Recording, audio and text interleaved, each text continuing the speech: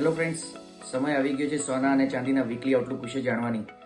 આ માટે આપ અમારી યુટ્યુબ ચેનલ સબસ્ક્રાઇબ કરી શકો છો, શ્રી અંબિકા સિન્સ 1973.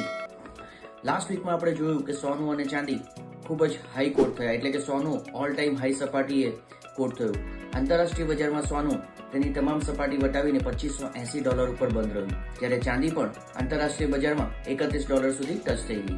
જેના મુખ્યત્વે કારણમાં આપણે જાણી શક્યા કે યુએસમાં જોબ ડેટા ખરાબ આવ્યો, ત્યારબાદ યુક્રેન દ્વારા રશિયાની જે ઉપર ડ્રોન હુમલો કરવામાં આવ્યો તેમાં રશિયાની જે મુખ્ય રિફાઇનરી છે તેને અસર થઈ, જેને પરિણામે સોનાના ઉત્પાદનને પણ અસર થઈ છે. તો તેના કારણે સ્થાનિક બજાર તેમજ આંતરરાષ્ટ્રીય બજાર બંનેમાં સોનાના ભાવ ઉચકાયા. જો આવનારા સમયની વાત કરીએ તો જે યુએસમાં વ્યાજદર ઘટાડવાની વાત છે તે મુખ્ય આકર્ષણ રહેશે, તેમજ જીઓપોલિટિકલ ટેન્શન પણ કયા સ્તરે જાય છે તેના ઉપર સોના અને ચાંદીના ભાવ નક્કી થશે.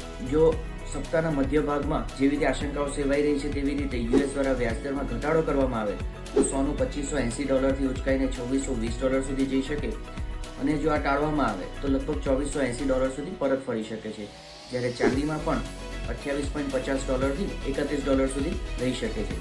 એટલે જો સ્થાનિક બજારની વાત કરવામાં આવે તો સોનામાં 73,000 થી 77,000, જ્યારે ચાંદીમાં પણ 87,000 થી 93,000 સુધી ભાવ જોઈ શકાય છે. આવનારા સપ્તાહમાં સોનું અને ચાંદી ખૂબ જ વોલેટાઇલ રહેશે, અને જો વ્યાજદર ઘટાડવામાં નહીં આવે તો નીચે પણ કોટ થઈ શકે છે. Thank you friends.